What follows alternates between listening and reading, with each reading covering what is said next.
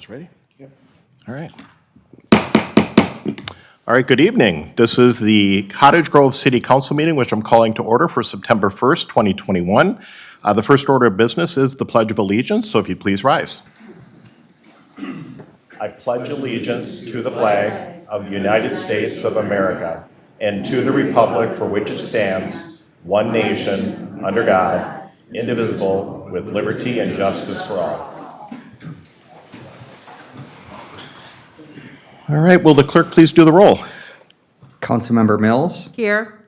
Councilmember Dennis. Here. Councilmember Thiede. Here. Councilmember Olson. Here. Mayor Bailey. Here. Next on our agenda this evening is open forum. This is going to be the opportunity for people that want to speak on something that's not on tonight's agenda. Before we go into open forum, what I thought I would do is share some information with the public, because I know there's a lot of misinformation out there regarding what's going on with the Mississippi Dunes Golf Course, or former Mississippi Dunes Golf Course. So I thought I would just share some bits of information. So the landowner did buy the property and the surrounding property as an investment. His intent was always been, and has always been, to develop it. Matter of fact, I can assure you that the previous owner was attempting to redevelop it into housing prior to him losing it in foreclosure. He has been working openly and transparently with the city on his intentions. The landowner has legal rights to develop and use the property consistent with our zoning code. The landowner is not obligated or required to gift the land to the city. The land has value, and the developer has demonstrated the ability to subdivide the property for development. The approximate value of the land is $50,000 per acre. The land is zoned rural residential, and the comp plan has guided it as transitional planning. The guiding of the traditional planning means it needs study and a comprehensive plan for development of the property. The council has been very clear with developers, other than even the most current one, of our desire to preserve the shoreline, providing public access to the river, and ensuring land is preserved for park usage. The city has been working actively with the DNR to ensure that the highest resources on the property have been preserved.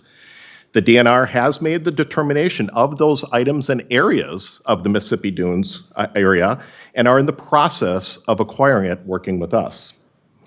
The city has also been working with the Friends of the Mississippi if they desire to help purchase to preserve additional land.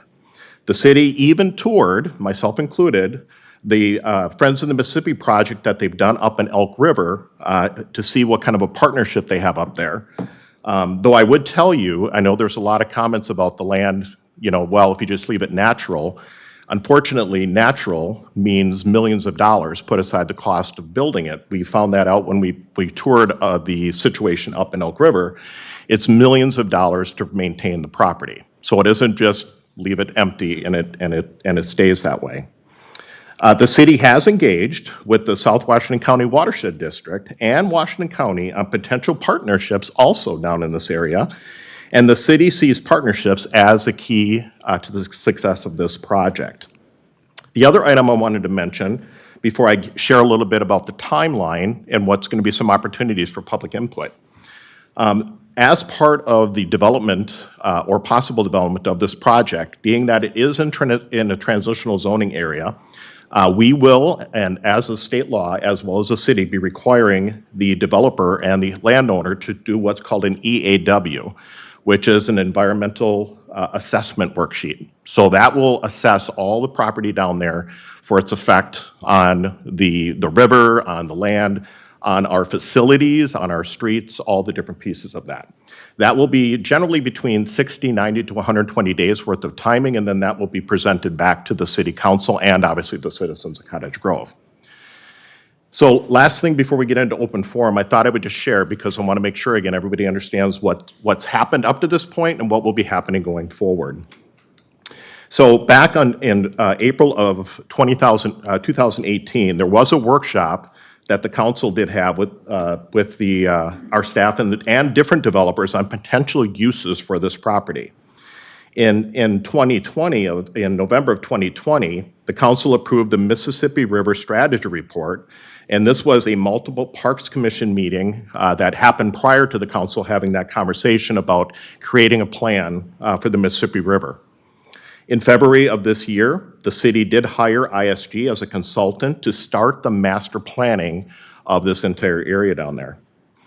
In May of this year, the Parks Commission reviewed the master plan concept for the property and obviously provided, I believe at that time, no communication, actually no recommendations to the council. On the 19th, the council did have a workshop on drafting and master plan concepts, and then on on August 9th, the Parks Commission, along with, actually it was Councilmember Olson and myself, did tour the property down there and review kind of the ideas of what would be a park element along the river, what parts would be maybe an actual park, if you will, and other parts that would be just left open space with care. So that kind of gives you to where we are at this point. So for future, here's the information for you. So on September 13th of this month, the Parks Commission will be reviewing what is the most current concept, the idea of what is going to be proposed, as it will, on the Mississippi Dunes, former Mississippi Dunes Golf Course. There will be an opportunity after that for comments and public engagement, whether it's virtually or at the Parks Commission meetings. On October 7th, there will be a public open house to review the concept and take feedback and questions and comments. On November 8th, the Parks Commission will review public feedback of the master plan, and from that particular point, it will then kind of go into kind of a review process before it even comes to the council. There has been a variety of draft plans, so one of the other things I guess I should throw in here real quick is there's been, and matter of fact, just a little bit ago, I just got another email from somebody commenting about we do not want high density or medium density housing down there. I can tell you that the council was very clear with the developer and the landowner that it wasn't going to be high density or medium density housing. It would be single family, lower density. So it was a regular neighborhood. So I just wanted to mention that to you. That is not accurate on any of the comments out there. So that being said, I just want to say one thing before we start inviting people up to speak on this, because I see that we do have the sign-up sheet, which we had out in the entryway. And that is, you know, we do want to maintain anybody that wants to speak is welcome to do so. We want everybody to be respectful. I'm sure all of you will. You were respectful to me when I walked in. I'm sure that'll be the same. We do ask you to limit your time because we do only have 15 minutes of open forum. So if somebody is speaking before you and it's kind of the same thing, if you want to go up there and say, hey, my name is so-and-so, I live here, ditto, you can do that. If you have something else that you want to add, you're welcome to do so. But we do have a time frame that we have to move on to the meeting. And our clerk over here, Joe Fishbach, will have a little timer for you. So if you're wondering how much time you have, he'll let you know when your time is up. Okay? So with that, the first person that signed up was Dick Polta, I believe. Dick? And if you just want to, again, when you go up there, just state your name and address for the record, please. Don't know yet. My name's Dick Polta. I live in 9600 Geneva. It's actually in Great Cloud Township. And I got a little different perspective than what you guys got here. I've lived down that area since 1966. I actually used to border the old Mississippi Dunes property. And I wish I knew the timeline, but about 30 years ago, there was a proposal to put a state park on the lower Great Cloud Island. And at the time, the guy representing the state parks was named Bill Morrissey. And he came down, and at that time, they actually offered to redo the road all the way from 100th and Hadley all the way down to Lower Island, which since then you guys have fixed anyway. But he made the comment, he said the state parks gets allocated so much money each year for property acquisition. And he said, we don't actively recruit state parks or go looking for them. We like to be invited by the municipalities and then work with them. But they were willing to throw money in, willing to work with you. And back then, Mayor Denzer and Councilman Walcott shot it down. They wanted high density, or not high density, but high buck houses down there. So that got shot down. But now looking at it from a broader perspective and a taxpayer in all of Washington County, to me, it seems a little, not appropriate for funds for the county putting a park in the Lower Island. You got the DNR with their dunes area, which don't really cost much. Then you guys talking about another park, some type of park in where you're going. I would like to see it re-looked at, maybe, get some state money in here instead of just Washington County taxpayer monies and Cottage Grove residents' money, and get some state money and go back to the idea of making a state park out of the whole thing instead of having three separate things that almost, two of them touch each other. The other ones probably do out in the water. But anyway, I'd like to see a re-look at that project. I mean, it could be, like I say, it could be a lot better off for the taxpayers than having three standalone projects, and you bring some outside money into it. So, anyway. Thank you. Yep. Thank you. I believe is it Marlis? Or Marley Wintz? Yeah, I'm sorry. I promise you that's me and not necessarily your writing.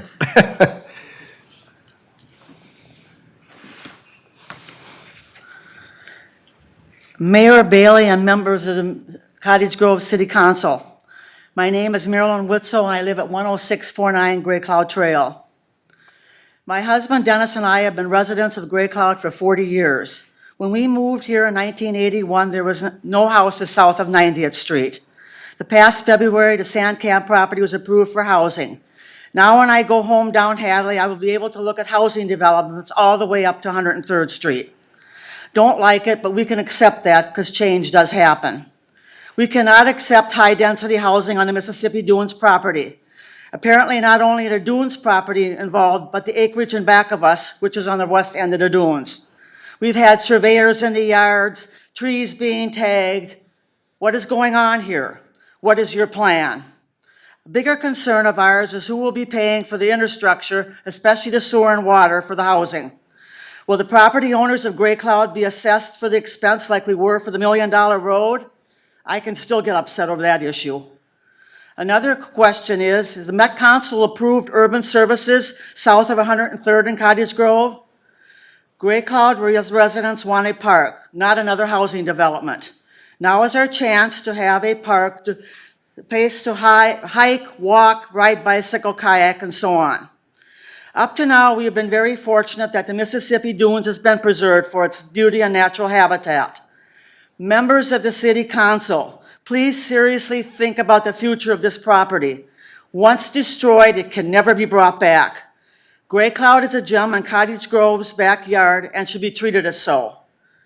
My husband and Dennis are older now, and it's not about us. It's about the younger people that have moved in our neighborhood in the past 4 years. We want them and their children to be able to enjoy the beauty and natural habitat of the Mississippi Dunes for many years to come. Thank you. Thank you. All right, Lenny Clancy.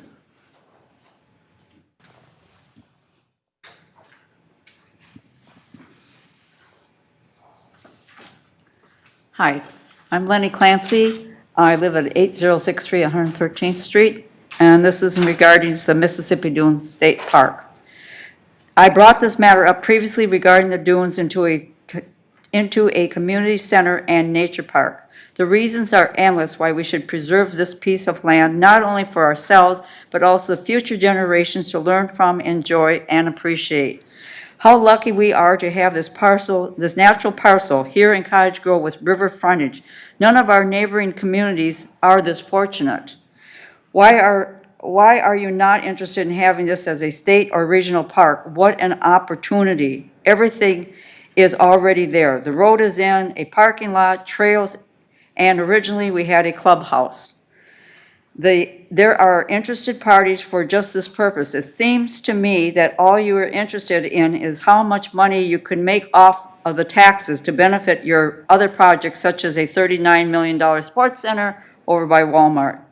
We do not want to lose the sand dunes so you can financially support such a project. The expense of this should not be imposed on our entire community. We do not want to turn Cottage Grove into another Woodbury.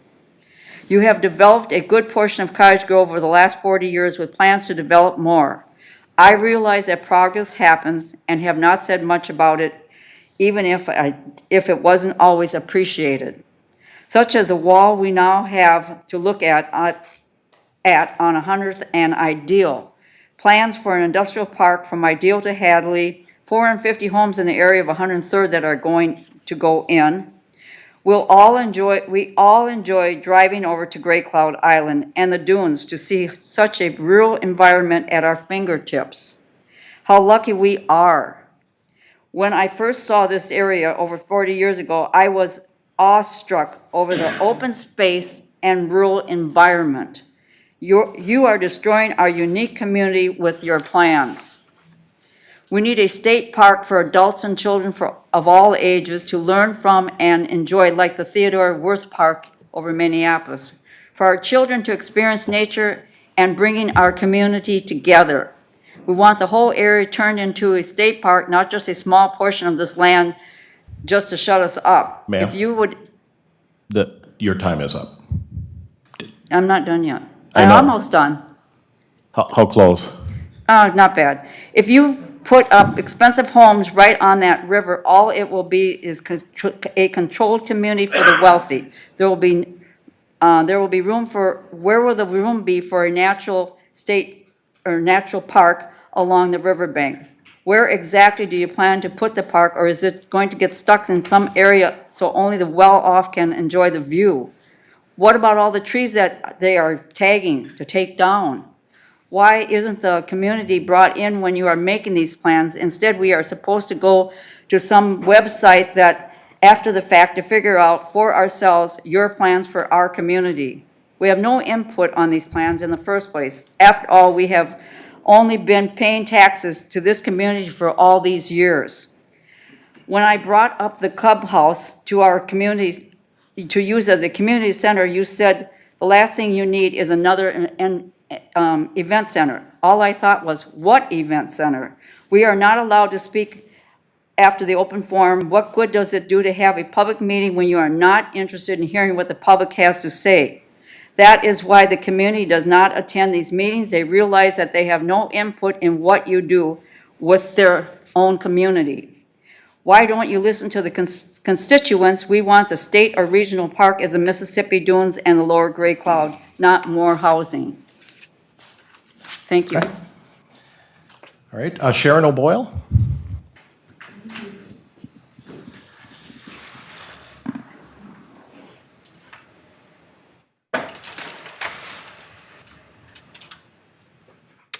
My name is Sharon O'Boyle, and I'm Gray Cloud Island Township, 9300 Gray Cloud Island Township. I grew up in the stone farmhouse that's located on the Mississippi Dunes property.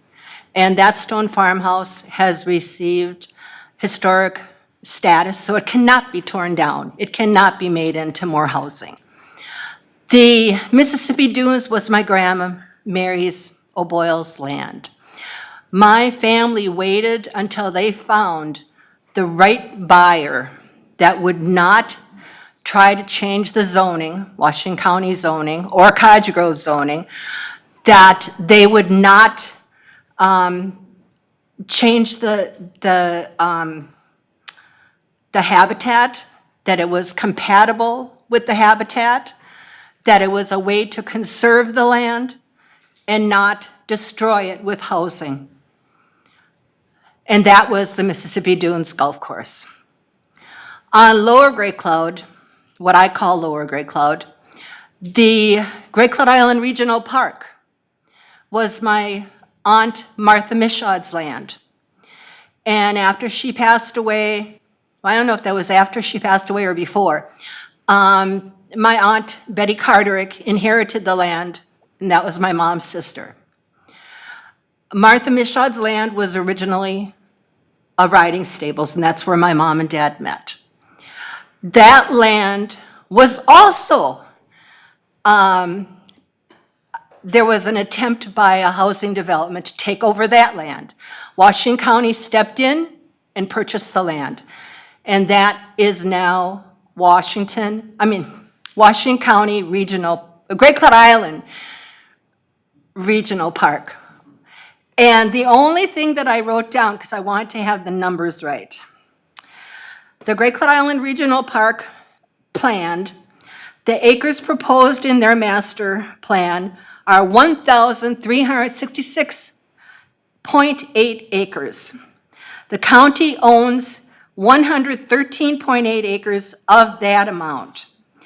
Acres to be acquired for the Great Cloud Island Regional Park is 1,253.0 acres.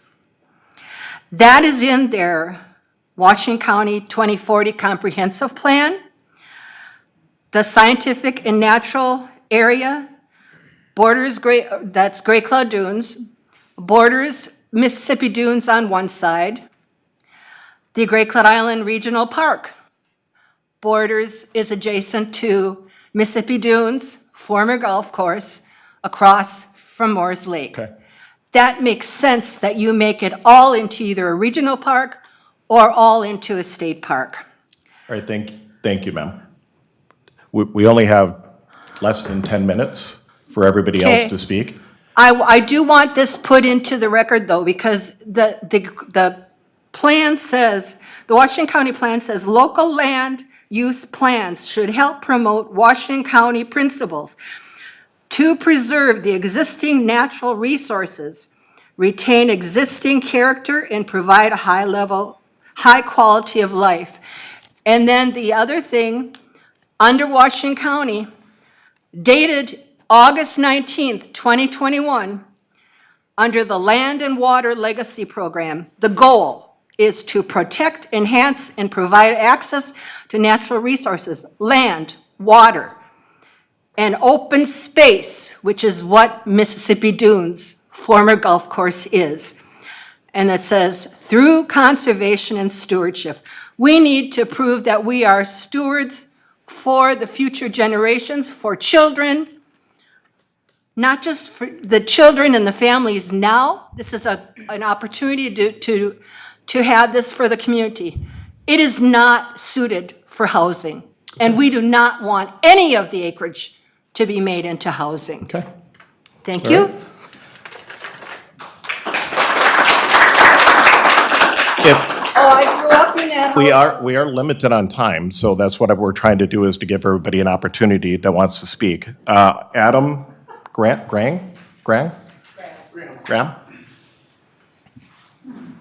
I'll be quick. Thanks. Thank you. Thanks, Mayor, and council people. Thank you very much. I want to allude to what you said earlier on what it came to what you're doing with some of the environmental, the EWA worksheet and whatnot. So I guess what my point is do your best to ensure that gets filled out, and there's not that the project doesn't get like parceled up into many different pieces, so that it just goes underneath the threshold for environmental reviews, right? Do it the best you can in your best interest to make sure that all those environmental boxes are being checked across the board. I think that's one of the best things you could do to help the neighbors out. Obviously the park is the way we all like it to go, but when it comes down to the developments, just do what you can to really put that hammer down on the environmental check boxes, whatever it may be, all the different agencies. And so that's basically all I got to say. And any responses, I guess, to I guess what I have to say, we got a representative, Jason Duran of the Hutton firm. I can provide a letter of representation and have some here in hand if those are needed for Okay. response. So Thank thanks. you. Thanks. Carla? Indigen? You're going to get it one of these times. Probably it'll take My a name while. is Carla Indereden. Inderinen. Thank you. I'm a resident of this city, and I'm not opposed to development if it is truly needed, and we've discussed that. Not at all. However, housing does not belong on the Mississippi Dunes property, not anywhere at all. The Mississippi Dunes is an incredibly unique, ecologically critical, fragile, and historic place that must be protected as a public native landscape, state or regional park. I've attempted to communicate with you guys about my concerns regarding what's happening with the Mississippi Dunes many times. I'm giving you another opportunity to explain your actions and the choices that you're making. Please respond to the following questions with complete answers, answering all aspects of the questions in writing, please. Number one, why aren't you listening to your constituents? Your job is entirely based upon listening to constituents and making decisions that support what the community wants and needs.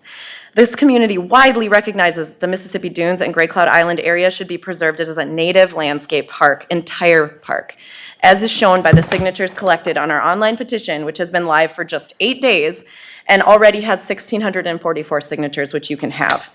And the people who took their time and made the effort to rally outside here today. It's not a small task to get people to actually care this much, and they were here for this. So, number two, why do you continue to state that you can't stop this development from happening when you have all of the power here? This eludes me. I do not understand it. I have been told numerous times by members of this administration and this council that the owner and developer are going to do what they want and the city has no choice in the matter. That is not true at all. You decide the zoning of this property. It is not currently zoned for what you have told us in those proposals they want to put there. Correct? So if that's why I asked the question about what do you mean by single family? Because R1 residential is large lot single family. So I would like to understand what the change is, because the last one we saw had apartment buildings and townhomes. So it's critically important to me that I understand why you believe that you don't hold all of the power here when everything in public record says that you do. They can't do any of the things they want to do without your changing the zoning of that property. Number three, why are we talking about housing at all? We've heard about the city park, the state park, the regional park. And number four, are you aware that housing on this property would destroy your greatest asset? In the last few years, we have learned about the extreme state of our climate and the critical importance of preserving natural habitats, trees, significant buffers along waterways, and the incomparable value of natural places. The pandemic has changed the world, and people are looking for more natural places and not manicured, artificial parks that provide no ecosystem services to their communities. While other cities understand the value of these places and create parks, attempt to return land to native habitat, draw tourists, increase home values, and attract young buyers, we are actively working to destroy our greatest city resource. Why? And don't tell me property tax revenue. That's not an acceptable answer. It would be a huge mistake by this council to allow any attempt to build housing on the Mississippi Dunes property. Thank you. And last, thank you. Last is Mike Wichman?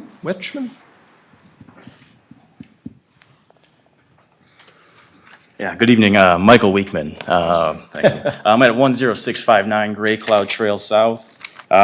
Mostly here, I'm going to save some time since a lot of my questions and scripted comments were answered in your comments at the beginning, so thank you for that.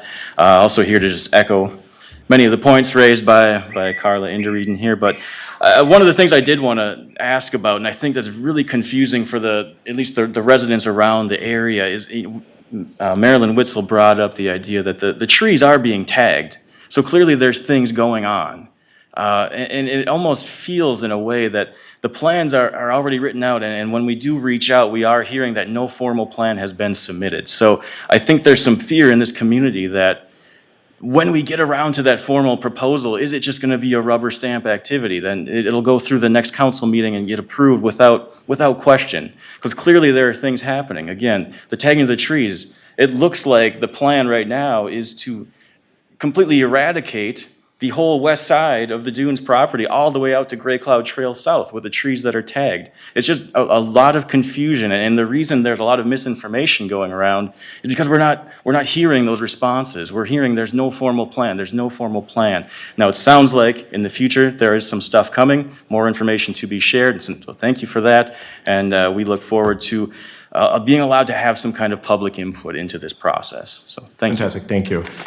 So what I'll do is two things. One, I'll answer a couple of the questions because it's fairly simple with some of the comments that were made, and then I'll maybe turn it over to our city attorney to maybe talk about the legal side of things, just because I know that came up in a couple conversations. One is Cottage Grove has and always will, I shouldn't say that, in the future, if I'm not the mayor, I can't judge that, but development pays for development. So the citizens of Cottage Grove are not going to pay for the development of the roads or infrastructure, whatever that goes down to this proposal if it comes through. That is how we've done it in all developments in Cottage Grove. That would be the way it would be developed here. Am I correct? Okay. So there's that. Second of all, we don't have a formal plan. We have seen a schematic from our consultant of how things can fit in there. They've had their stuff. I will tell you initially, and I think you alluded to it, and a couple of people did too, there was the initial plan that we first saw from the developer that was looking at this property had extremely high density with no river access, nothing. It was pretty much all built out. And we said no. This entire council at a workshop said that is not appropriate, it's not acceptable, we're not going to do it. Regarding the trees, and I'll look again just for clarity to make sure, every time a possible development comes forward, we require a tree inventory. So they will check all the trees. The ones that are tagged are not necessarily, matter of fact, I think it's the opposite. I think the trees that are tagged are the ones that are saved. The trees that are not tagged are the ones that would not be necessarily saved. And that's a discussion that happens between our people and whoever the arborist or whatever is for the. Told us the opposite, and said that they've tagged over 4,000 trees and that those are going to be removed. And they tag trees on our side of the property line as well, because they said that it'll give us grounds to at least sue for the ones they take on our side. Okay, well, That's a big deal. I'll respectfully disagree. Yeah, the person doing it told us, so I don't know what. Well, I only know, and maybe I'll turn it to our city administrator because she's dealt with this even before she became a city administrator on all these other developments within Cottage Grove, that what the reality is it's they're keeping trees. Mayor, members of the council, as you alluded to, with every development that comes forward, the developer is required to inventory every tree on the property or qualifying tree. So they have a certified arborist that goes out. They identify each species, the exact dimensions, and the health of each tree. And you've probably seen them on those set of plans where you see hundreds of trees listed with all of the associated numbers that are on that tag. That is part of their environmental review and submittal to the city of Cottage Grove. So this is all work that's being done to evaluate the conditions out there. So none of that, those tags mean nothing in relationship to the actual development, but they are legally required to inventory them as part of the project. I think it's also part of the EAW, correct, for the future? And then lastly, I think there was a comment made about that, and then I'll turn over to our attorney briefly, and that is if they're tagging trees out to Lower Gray Cloud Trail. If they're tagging trees out to Lower Gray Cloud Trail, I'm only assuming that that is one of the landowner's property. Well, but if that's the case, that'll be dealt with separately. But the point of the matter is, you know, if a developer to come in and tear trees down in any of our lots or any of that, then obviously there would be consequences. And we would not, I wouldn't approve that. We wouldn't approve that. Understand why we're concerned. I understand, and I would be too. But we'll make sure. I mean, but that's also why I wanted to make sure at the very beginning here, I shared with you some information that there is going to be public feedback and that. I know sometimes it can feel, as you said, it can feel that you're not being listened to. If we weren't listening, they could literally come in, and they can. I know you say we can't, and maybe that's why I can turn it over to our attorney. He could come in as a developer and start putting homes in there, all through it with the current zoning. Yes. And so but what we're trying to do is we're trying to capture some of that property along the Mississippi and also with our other agencies that we want to work with to make sure that there's a good cohesiveness to it. Corey, did you want to share a word or two? Your Honor, members of the council, nothing I say is going to be satisfying. What you're suggesting, I think this council would embrace in a heartbeat if there was a big, giant money tree in the backyard. That's the problem. And I appreciate the historical perspective that you provided because it's fascinating to find out how these other developments occurred, what the history behind them is. But what I heard you say is the county stepped in and bought it. They had to buy it from the landowner. That's what this city council would have to get their arms around, is can we afford to buy this property as a park? Because that's what it boils down to. That's what you're asking them to do. And certainly there are funding mechanisms for that, and this council is exploring them, city staff is exploring them to try to expand the possibility to do that. But by rezoning it to parkland, you are taking the landowner's right to use their property as it is currently zoned, and that this council would have to pay for. You can condemn it. This council could choose and authorize eminent domain, and they could condemn it, and they could take the property, and then we would have to pay for it. Or they could enter into negotiations with the landowner, and they would have to pay for it. The alternative that they're pursuing at the moment is a viable development that is in concept form. It's not even an official application. It's just in very vague concept form.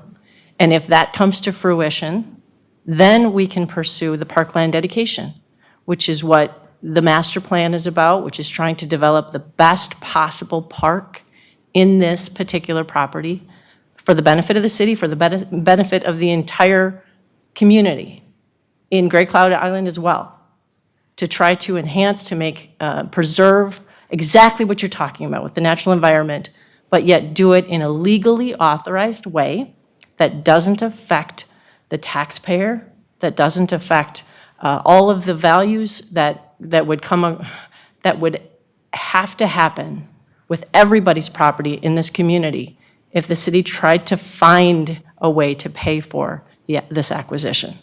We can't just rezone property without consequences. The city council can't just deny an application that meets all the four corners of all of their books, their zoning book, their comp plan, the subdivision regulations. They have to comply with them or they will be sued. And then the taxpayers will pay for the litigation on that to defend the city. So nothing I can say is going to satisfy you to say that the city just doesn't have a big giant pot of gold to pay for this to be a park. But that's what it boils down to. I'll be very fast. I really do appreciate that, thank you, because communication is what we don't get. So that is incredibly helpful. Having said that, we were being told by Friends of the Mississippi River, DNR, that they have the money and they are being not allowed to buy. They don't. That is not true. That is what's confusing to us, Th- because we're being told that they That's, want it. I can assure you. So it's not. All right. Then the question just becomes, why have we ever zoned it as rural residential in the first place? Why wasn't it zoned as parks? We have the SNA zoned as rural residential, why? Why isn't it zoned as parks? The SNA wasn't rural residential. It is on the comprehensive plan. It's not zoned as park open space. Okay, I think I know why that, but we can get back to that, but So just a written answer is fine. I Yep. would like to know why we don't have any parks open space zoning in the city of Cottage Grove. okay. Councilmember Olson? Thank you. Communication isn't what we get. Why aren't you listening to your constituents? I've lived in this community since I was a very little person. Some of you in the audience have lived here a really long time, and we share a lot of institutional knowledge about that site. I used to go fishing down there when I was a little kid. I still have a lot of friends who do. And then it became a golf course, and now it'll become something else. But the questions that keep getting asked and the assertions that keep being put forth are absolutely false. So let me ask you a question. When's the most recent time to today that you reached out to the mayor or a city council member or our park and recs director or our city administrator, all of whom are tremendous public servants who care deeply about this community that we've lived in for almost our entire lives, and said, boy, I'd really like to sit down for a cup of coffee and talk about this with you, because I'd like to get some more information. We do that all the time. I was on a Zoom call yesterday during the middle of my workday with the Friends of the Mississippi. It's about the 8th or 9th time that I've spent time with those folks. Several hours talking about the same things. I had a nice woman email me. I'm not going to give her last name because I don't want to, embarrass her, but her first name's Kelly. She recently emailed with quite a lengthy email. In fact, it was very similar to many of the emails that we've gotten from other residents because they're form emails. And her email was filled with lots of misinformation, so I shared that with her, politely, tactfully, respectfully. But I said, look, if you'd like to talk, give me a call. Let's sit down and have coffee. I can help clarify some of this for you. No big show at the city council meeting, no signs, no rallies.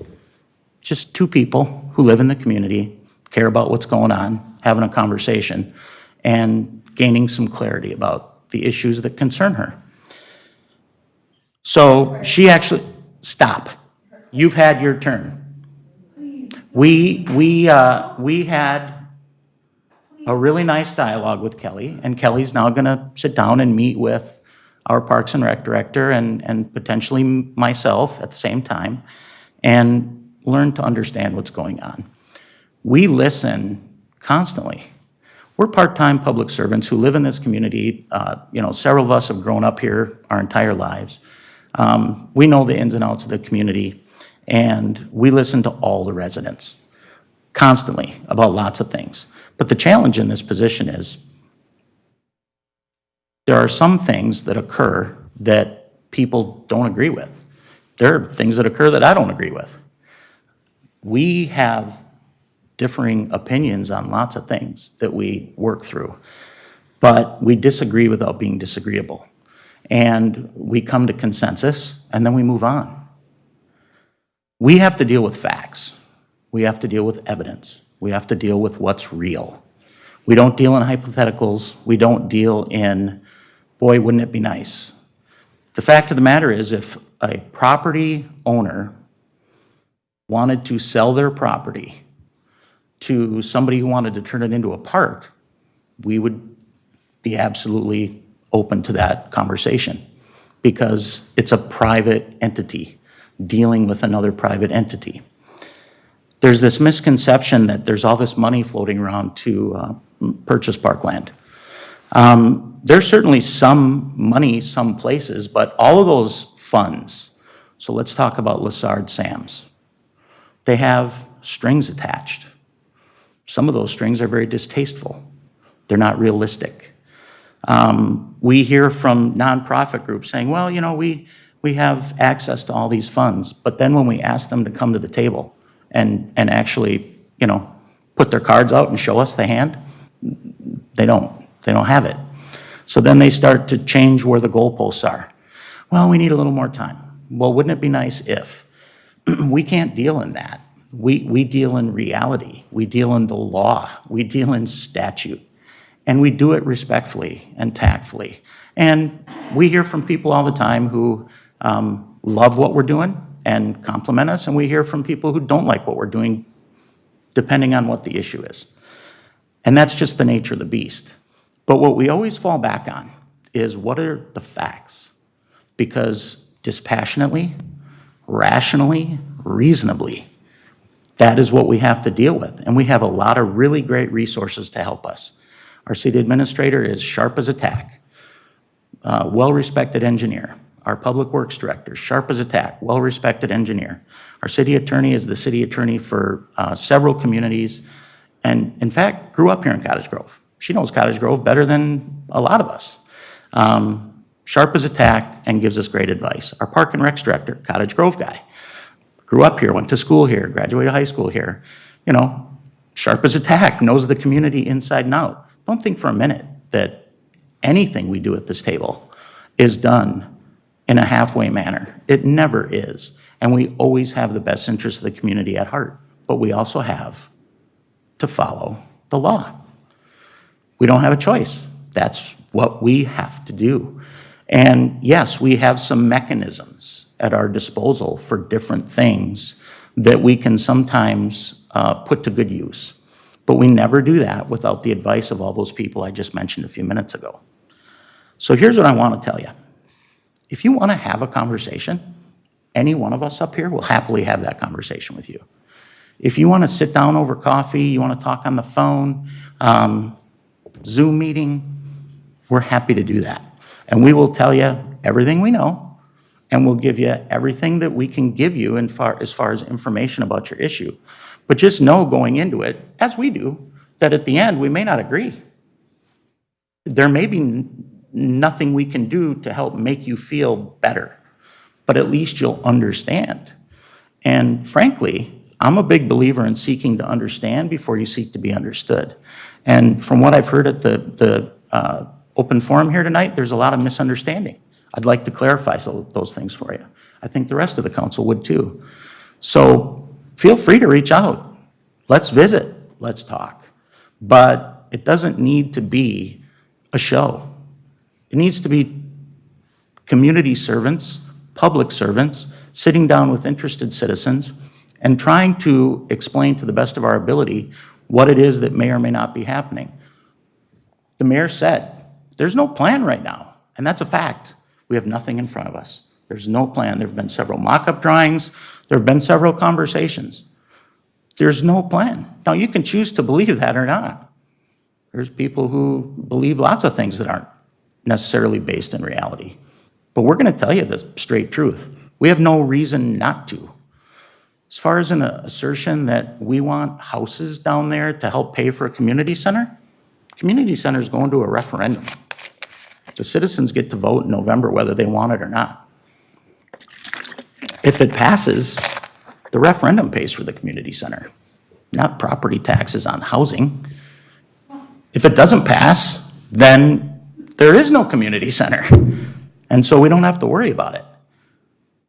These are things that we'd happily explain to you if you just reach out and ask a few questions in a phone conversation or a visit over coffee. All of our numbers are public. All of our email addresses are public. They're all on the city's website. My number's in the book. You can Google me. I'll happily be the one to come to your house or sit down in your backyard or take you to coffee. That's something I'm always willing to do and do it frequently. And I know the rest of the council feels the same way. So just remember that the approach matters. And the fact that you've got a group of people who live in this community, pay taxes in this community, grew up in this community, care about this community. We have, people who own businesses in this community. I think that's a pretty special thing. And there's an awful lot of ways to move forward without being confrontational. If you want to collaborate, you got to demonstrate you're willing to be collaborative. So just for the public then, because we do need to move on to our regular agenda. As I mentioned early on in the meeting, just again for everybody, the next, and I'll again just re-clarify, the next opportunity for conversation and a mock or a concept for this proposal will be September 13th at the Parks and Parks Commission, which will have is that going to be out the concept that our company developed? Okay. So that'll be something, that's not something that we're getting from the developer or the landowner. That is something that we hired a consultant to give us some ideas of what it would look like. So that'll be on September 13th, and then there'll be an opportunity for public input there, as well as additional, we'll call virtual comments, so you'll be able to make any statements or information. Obviously, some of the information that was coming up here, we've got your addresses and that. We'll make sure that we respond to you with the information that maybe you were requesting. And again, our intent right now is to have an open house on October 7th to review the concept. And then on November 8th is when it would go before the Parks Commission for additional public feedback on what we call the master plan of that particular area. So again, at this point, we don't have anything from the developer as of yet to say, here's what is coming before us. All we have is what our people have started to work on in order to get the ball rolling so that we have some negotiation that we can work on what would be parkland, what could be housing, road access, and all that kind of stuff. Okay? Mayor, I'd like to add that what you just said was actually said in front of some of the people who were here tonight in a Parks Commission meeting several months ago. I said it. I sat where Corey's sitting, and I said, we're in the planning phase. The planning phase won't be done until the snow flies, October, November, December. And when it's done, we'll have a public input process. I said it right into that microphone, and it's part of the meeting minutes from the Parks Commission meeting. So maybe it's not us who's not listening. Okay. Thank you all for coming in. We will move on the agenda, which the next item on our agenda is adoption of the agenda. Motion to adopt the agenda. We have a motion by Councilmember Dennis, Councilmember Thiede, I believe, seconded? Yeah. Okay. All those in favor signify by saying aye. Aye. Aye. Opposed? Motion carries. Next on our agenda is presentations. We do have one this evening. The one presentation is the 2021 Green Garden Award presentation. And I believe our Parks and Rec Director, Zach Doctor, is going to start us, and then Marcus might be taking it over. Yes, thank you, Mayor, members of the council. Just happy to present our horticulturist, Marcus Honcharenko, who's going to talk about some of the projects they've taken on this summer and the Green Garden Award. Good evening, Mayor, City Council members. My name is Marcus Hunterenko. I'm the City Horticulturist in the Parks Department. This is my 4th summer here. Yeah, 4th summer. Time's flying. So this year again, we did the Green Garden Award, but first I'm just going to talk a little bit about what we did this year. So the first project we do every year is the annual plantings. This year was a little bit different. I did not have interns this summer, which made things a little interesting. However, when we did the strawberry planting event, Matt and Jennifer met and we came up with an employee planting event. So, and of course, the day we did it, it was about 45 and raining, and it was pretty miserable. And then we didn't get rain again until like last week. So that made for an interesting summer. But it was, most of them have done pretty good. There's been a few that have been rough, but it's been a good year. And then just kind of some of the everyday stuff we do. We do a lot of mulching every year. This year we did 157 yards. This was like as of a couple weeks ago. We've done more since.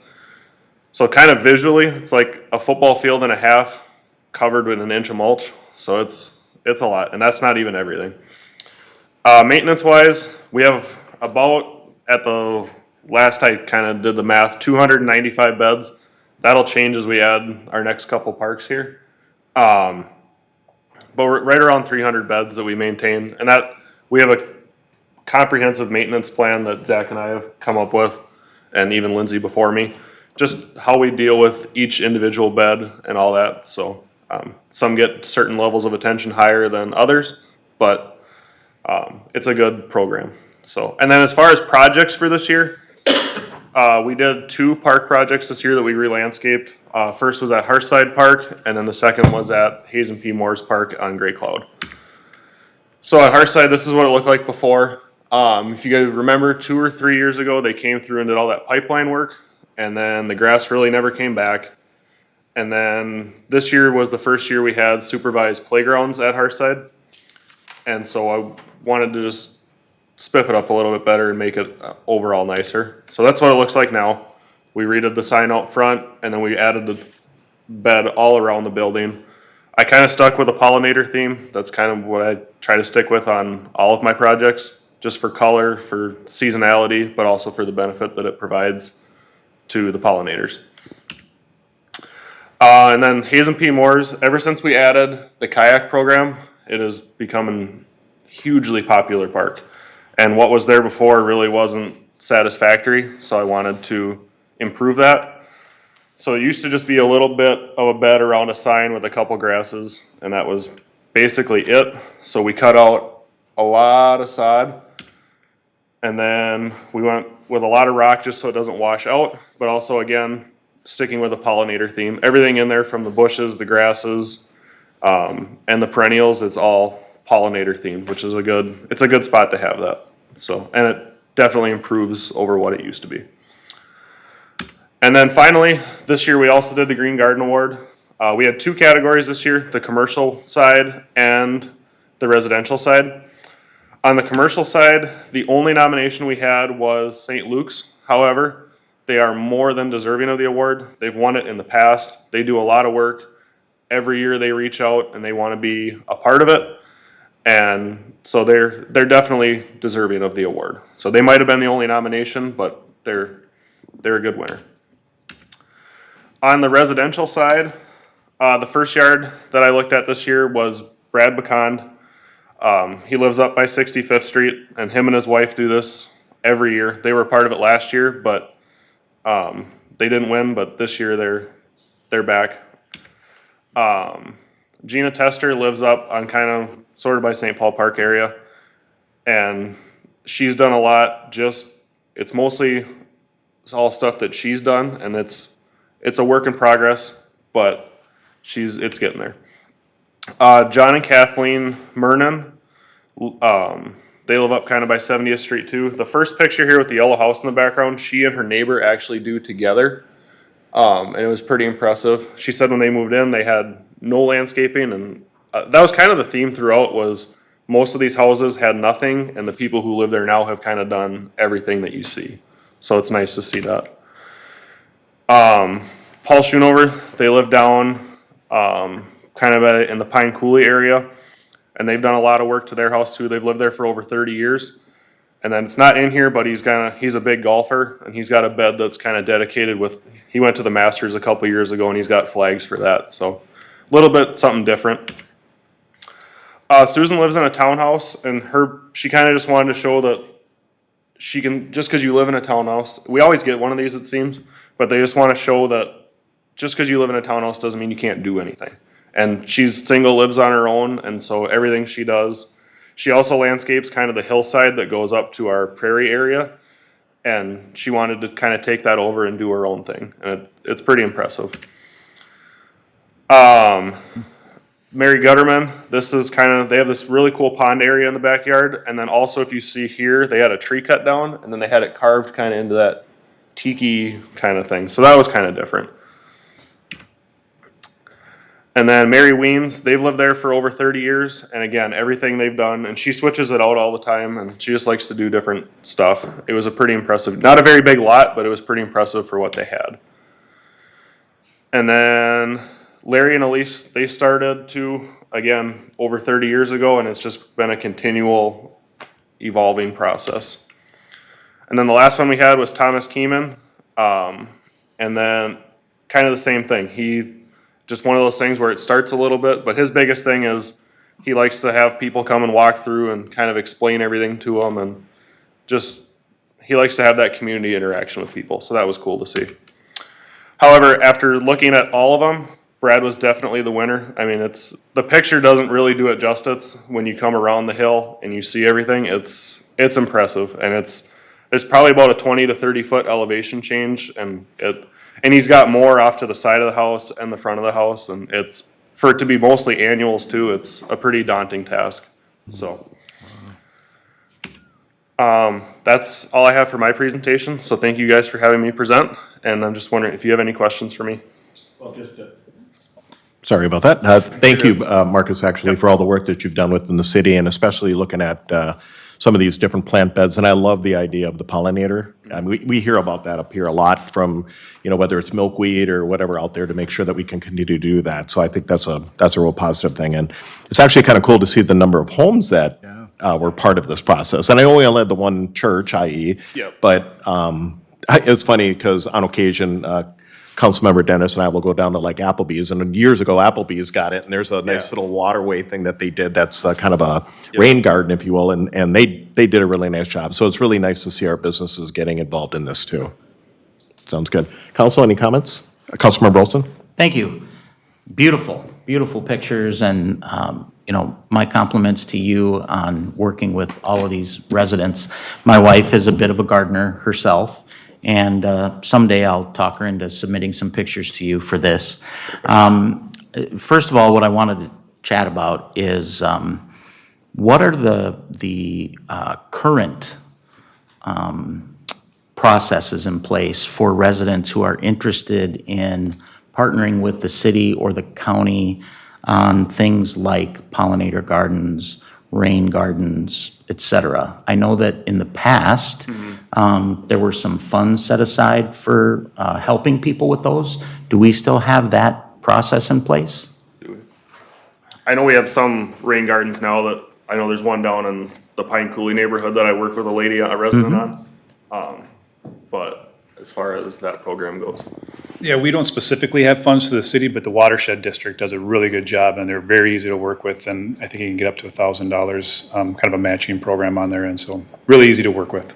Perhaps, and I'm sure you do this every year anyway, but perhaps we should start advertising that now as people start planning for sort of their next year. And the reason I bring it up is, as I said, my wife's a bit of a gardener. We happened to be out at Gerton's the other day and stopped by the mayor's house afterwards to look at his fantastic gardens. If you haven't seen them yet, you should. But I know that the people in the past who have had grants or partnerships on things like pollinator gardens and rain gardens, they really keep them up nice, and then they kind of keep adding and adding and adding. And so I think it's a tremendous benefit to our community, not to mention just overall, the pollinator population and conservation of water, which this year certainly has demonstrated is important. So if there's a way to just make that sort of public knowledge for people and give them an opportunity to start thinking about it and tapping into it, that might be a wise idea. Perfect, thank you. Thank you. Any other comments? Thank you, Marcus. Thanks for coming in tonight and hanging with us. Thanks. Awesome. All right, next on our agenda is the consent agenda. Does anybody have anything they want to pull on consent for separate discussion? If seeing none, I'll look for a motion to approve consent.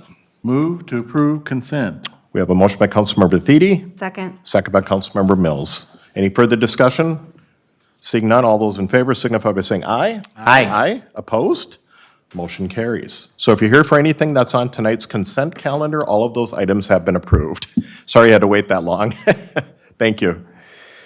Next, 8 is approved disbursements. 8A is to pay the bills. Motion to pay the bills. We have a motion by Councilmember Dennis, Second. second by Councilmember Thede.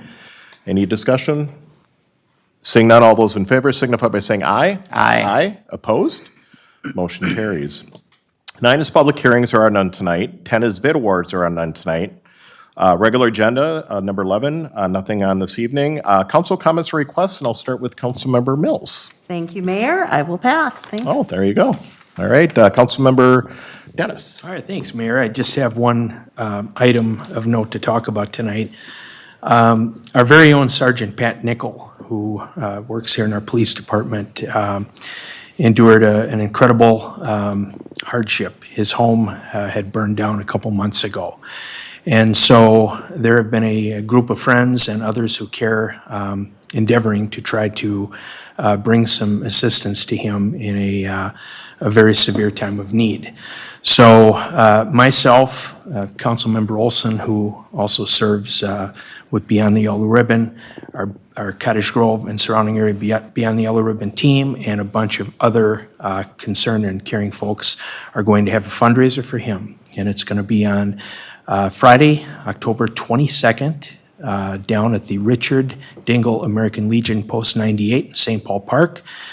We've put this out on virtually every social media that we can to draw attention to this. This is going to be a great time. There's going to be 5 different bands that are appearing.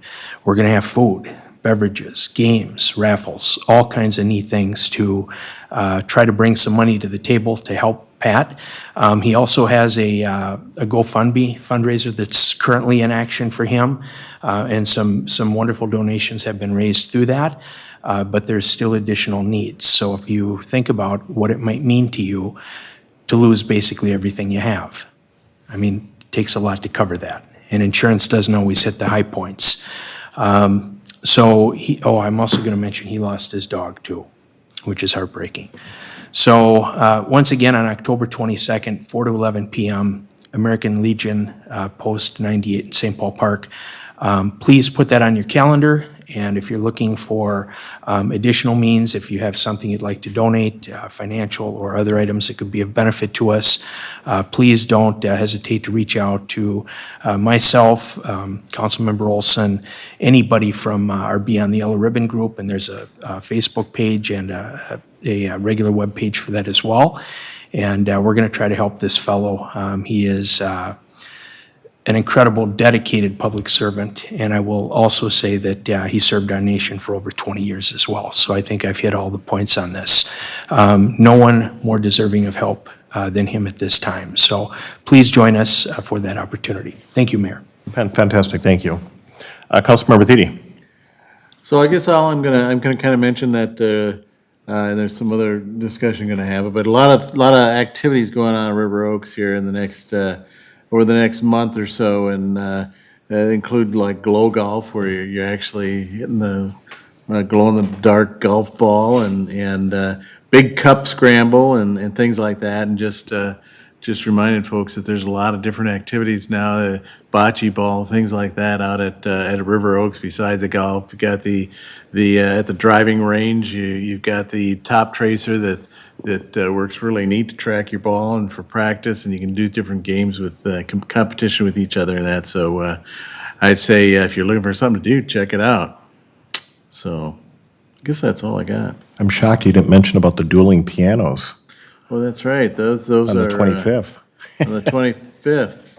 Yeah, that's right. That's another activity, dueling piano. That's actually a pretty good one. A lot of It people is. have done that one. You're right. So. Thanks. Councilmember Olson? Thank you, Mayor. I want to first thank my friend and colleague, Councilmember Steve Dennis, for mentioning the Pat Nickel benefit. Pat's the last guy on the planet who would ever ask for help, and to be frank, he hasn't. We're sort of forcing this on him, but he's definitely somebody who is extremely deserving, and that benefit's going to be a lot of fun, so get it on your calendar for October 22nd. I also wanted to mention that on September the 10th, we have the Public Safety Golf Tournament at River Oaks. Let me tell you right now that no tree is safe, because I will be playing with our Public Safety Director, Pete Kerner, our Mayor, Myron Bailey, and our State Senator, Carla Bigham. The other three hit it pretty straight. I do my best, but it's going to be a lot of fun, and we're still looking for teams if anybody's interested. All of the funds from the Public Safety Golf Tournament will be given to the Public Safety Board here in the city of Cottage Grove, and then disseminated for different public safety needs throughout the city, including things like canines and equipment for our firefighters.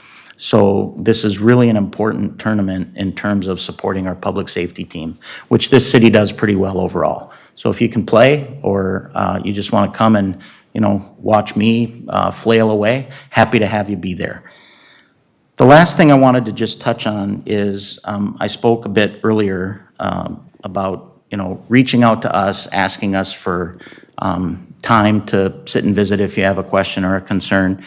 I probably don't say this enough, but I'm really, really proud to serve on this city council. It is the honor of my life to be part of the Cottage Grove City Council. And the way that I got here is I started as a Public Safety, Health, and Welfare Commissioner. And I did that for 4 years before I ran for election. Every member of the body here has done that. If you really want to learn how the city works, if you want to get to know the city staff, if you want to be part of guiding city policy, that is a really good place to start. We are always looking for citizen volunteers to serve on our advisory commissions here at City Hall. And those advisory commissions are critical to the decisions that get made at the council table, because when we have a planning application, for example, it goes through the Planning Commission, and it may go through several other commissions as well to get their input and to hopefully improve what's in front of them if improvement is needed. So that when it gets to us, there's already been a lot of eyes that have been put on that plan. And that's true of our Parks and Recreation Department. It's true of our Public Works Department. It's true of our Public Safety Department. We have an advisory commission for virtually every department in the city. So if you want to get involved, that's a great place to start. And the time commitment isn't tremendous, but it will definitely help you to better understand what we do, why we do it, what some of our limitations are, what some of our tools are, etc. Again, I'm extremely proud to be part of the city council and serve the residents of this community. I love this community like it was my own child, and I know that the rest of the council members feel the same way. One of the things I'm most grateful for is, as council members, we work so well together. We don't always agree. We don't always have the same thoughts or opinions on various issues, and we voice those. But when it's over and done and the vote happens, whether it's 3-2, 4-1, 5-0, whatever the case might be, it's over. We've disagreed, we've shared our positions, we've come to consensus, and then we move on. We don't hold grudges, we don't look at each other crossways, and we understand that, the next day there's more service to be done, and we need to make sure that we do it together to the best advantage of this community. And it's a commitment that we take extremely seriously. So if you need something from us, we're here. Call, email, reach out to the city switchboard, 458-2800, and say that you have a question. Somebody will help you to better understand what's going on. And then, whether you like the answer or not, at least you'll be well informed. And that's what we're here to do. and we like doing it. So please, take advantage of the opportunity if you need to. All done? All right. Two things real quick, and one is, well, both of them are actually reminders, and I'll maybe ask staff at our next council meeting to, if you already didn't plan about the Public Works Parks and Rec open house, just for the general public to be aware, because obviously we did not have it last year, but not just because of COVID, but because it's our off year. But this year, barring any serious changes here, hopefully everything will be good. Thursday, September 23rd, there will be an open house down at our Public Works garage, which will feature all kinds of things for kids and families, including food and opportunities for everybody to, drive a dump truck or scoops, you name it, all that kind of fun stuff. So go up high in those bucket trucks and so on. So it is usually a big, big hit. So I'm going to ask maybe our staff or Ryan to have somebody kind of brief the council in a presentation at the next meeting before, because obviously the following week will be the actual open house. And that is starting at 3 o'clock on Thursday, September 23rd. And then the last thing, because I've actually had a couple people reach out to me on this, and that is, yes, and you heard our intern, or not intern, our arborist before us here mention about the fact that we had a whole bunch of rain. And yeah, we did. Matter of fact, my rain gauge said, I think all in, it was probably up between those different stretches was about 4 inches, at least in my yard. So I've had people asking me, are the watering restrictions still in place? And the answer is yes, they are. Just because we did get the 4 inches or so of rain, it actually takes longer for this water to get down to the aquifer, which is years down the road. And so if we do want to make sure that we continue to adhere to the watering restrictions, which again, just to be specific, it's basically take an odd and an even day, which is Tuesday, Wednesday, no matter what it is, and whatever day your address is a day that you would not water at all on Tuesday or Wednesday. The rest of the time, it's odd even, and we also recommend, and I believe it's noon to 5, right? Not noon to 4, I'm sorry, noon to 4, don't water at all during the heat of the day. And so those are just some of the things. And if you do see somebody doing it, because that's the other issue, I've had people reach out to me to, turn in their neighbor versus maybe just going over and give them a friendly reminder. You can reach out to somebody or City Hall and just let us know. We're not going to go in with,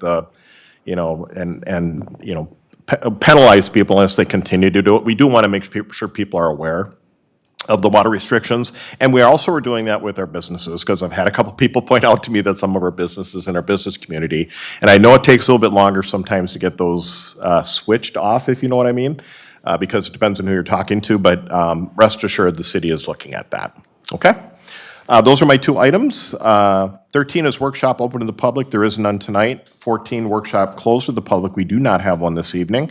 So we're down to the end here, which is adjournment. I'll need a motion. Move to close. No, move to That would adjourn. be move to adjourn. Yes, and I'll second that. Move to adjourn by Councilmember Thiede, second by Councilmember Olson. All those in favor? Aye. Aye. Opposed? We're adjourned. Thanks, everybody. Semantics.